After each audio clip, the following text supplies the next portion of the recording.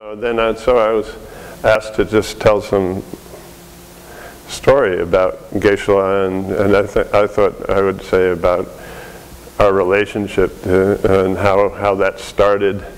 And I'm not very good to talk about Geshe's biography because you know, I have some stories, but his real biographer is in Ladakh, and so that would be a better you know, source of the exact information. I don't think I could do it justice, but I can say that just from my own you know, experience, what I know. And well, there's plenty of great stories to tell about Geshe and how. Well, maybe you have to. Well, I thought to start just my first meeting with Geshe was when my teacher was alive, Geshe Wangyal. Geshe came briefly that time for a visit.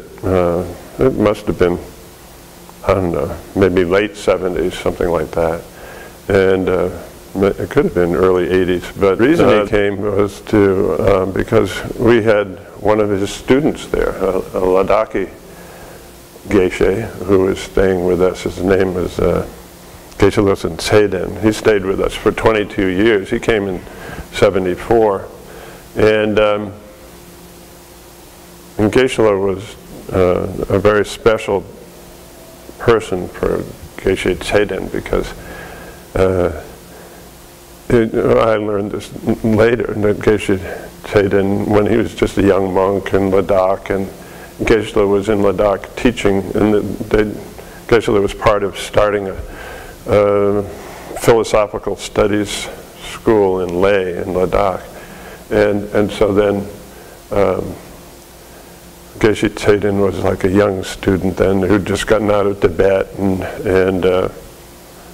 he didn't have much means to study and so forth, and Geshe supported him, like scholarship, something like that. And so he never, and Geshe was very kind to him, and he just never forgot Geshe's kindness. So it must have been a special thing for him to have Geshe visiting, but for me, it was just, I have a very vague memory, unfortunately, and, you know, because I was so involved with my relationship with Geshe Wangyal, and he was always asking us to do this and that, so we were very busy.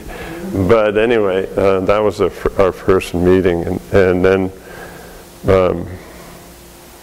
well, Geshe comes from like this monk family, you can say, because his teacher was Khenche Yeshe Tupten, who was a long-time abbot of Losaling College of Drebung. And he's a very special man and a very, what can you say, erudite scholar. He had an incredible body of knowledge, and we had invited him to come after Bakshi, Geshe Wangyal we call Bakshi, after Bakshi died. And so then he said that Geshe was, he had two good students, right? I mean, he had a lot of students, but his two best students maybe. One was Geshe, and the other one was Dobum Rinpoche. So these two. And so then when we, so that was like 1983, and then when we went to on a pilgrimage with Khenche Rinpoche in 1985 over to India, Diana and I, and then there were a couple of friends of ours who, another two couples went with us, and we visited Geshe at he lives in this room in the Chinese temple in Sarnath in India, and he lives very simply, extremely simply. I don't know if Venerable has been to that room, but everybody, that room has not changed over the years, and it never gets fancier. Although his niece is sort of just neating things up all the time, you know. and he has, and it's filled with books, of course, but it's very simple, and so we met that time, and that was '85, and then later on we just in the '90s when. Well, it was 1991, I guess it was. We got involved with the translation of the Lamrim Chamo. So then we wanted to receive teachings that an explanation of the Lamrim, the great treatise from people who were experts. So then we had Demalotra Rinpoche come in 1990. And then Geshe came in 1991. And so then those early years in the 90s, Geshe would come one year and Demalotra Rinpoche would come another year, and we'd go back and forth, and they'd read us sections from the Lamrim Chemo.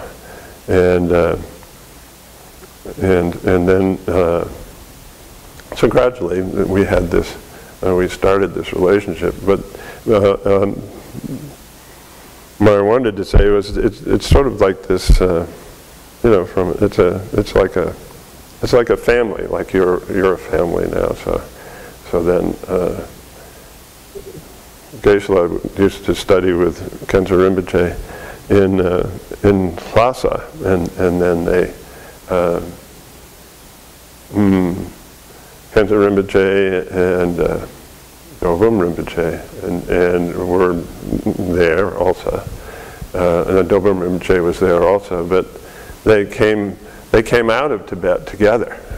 Sort of this incredible journey over and walking, and I just remember, suddenly they were shelling Trebung, and everybody had to just get out all of a sudden, and so Geshe grabbed many important books, and certainly one of them was his copy of the Great Treatise, and then ran for it. Everybody had to just run for it, but it was so sudden that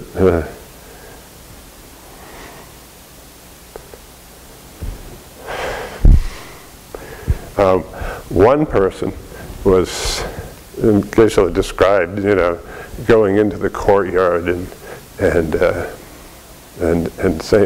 one person was just like this, just looking around and not knowing what to do, and he said, "Come, come," and you couldn't say anything to it, because impermanence is like that. It's just like when it happens suddenly. It's one of its characteristics. It can happen all of a sudden, change, right? So this person just couldn't adjust. Your mind just goes like that, and so you had to just leave him, okay, and then just run for it. And that's what it was like. It was just such a sudden thing. And anyway, we were very lucky to have Geshe, as you know, and I can say some more about him tomorrow, and I can also go on and on. But that's a little bit of the history of our relationship. Khensa Yeshe Tupten, he was really, what do you say? I mean, he was terrific for Trebung, because this is rivalry between Trebung and Gomang. I don't know if you're all aware of that. We were very aware of that because Bakshi was Gomang, and then we heard the two sides. And then Gomang was, sort of like huge in Lhasa, and then when they came to Tibet, to India, only a few of the Gomang monks came out, but a lot of the Losaling monks got out. So then they became, much more, well established, and so that anyway, so when Khensa Rinpoche was abbot, he had this wonderful relationship with Gomang Khensa Denpa Denzin, and so they got along really well, and they created this, a very, what do you say, flourishing Drehbung with the two colleges together. And I don't know how it is nowadays. It's probably those people across the street or whatever. I don't know how the humans are always like that. You know. But I don't know if I grew up in that kind of a environment too, very competitive, right? But Khenze Rinpoche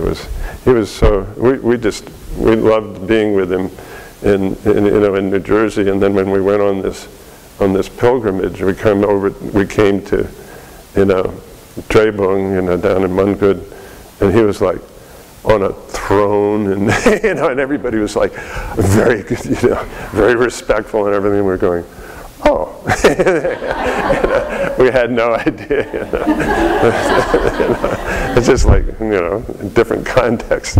But he was just very at ease wherever he was, and it's very much like Geshe. Just he lived very simply, and wherever he was happy. This attitude: you don't need anything.